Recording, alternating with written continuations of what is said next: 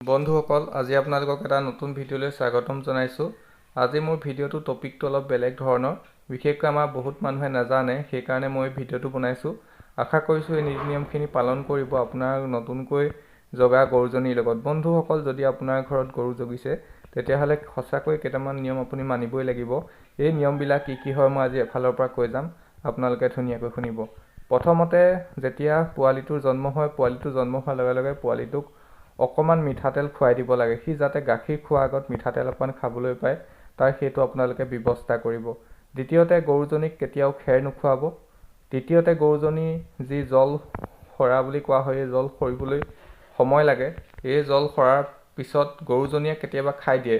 অসমীয়া এটা নিয়ম আছে যে গৰুৱে যদি জল খাই দিয়ে তেতিয়া গাখীৰটো পানী হয়, সেইকাৰণে মানে পাতল গাখীৰৰ হয় গৰুজনী, সেইকাৰণে জল সৰাৰ লগে লগে গৰুজনীয়ে যাতে নাপায় পেলাই দিব লাগে।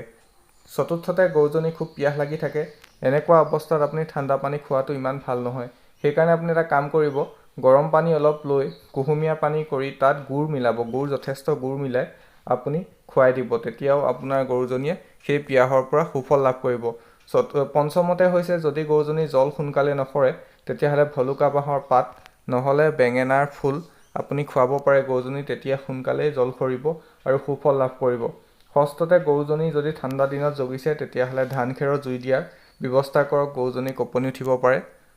তাৰ পাছতে আপুনি গৰুজনীৰ গাত তেল মালিচ কৰিব পাৰে, মিঠাতেল অলপ ঘঁহি দিব লাগে, বিশেষকৈ এইটো এটা নিয়ম। আৰু এটা নিয়ম আছে যে আমাৰ জাক দিয়া, এনেই বিহলঙনি পাত আৰু খেৰৰ সৰুকৈ জাক দিয়াৰ ব্যৱস্থা কৰিব লাগে। আৰু ইয়াৰ উপৰি ফেহু গৰু পোৱালিটোক আৰু গৰুজনীক গৰম কৰি খুৱাব লাগে। বন্ধুসকল, এইখিনি কাম কৰক, সুফল লাভ কৰিব। আজিলৈ আহিছোঁ, ধন্যবাদ।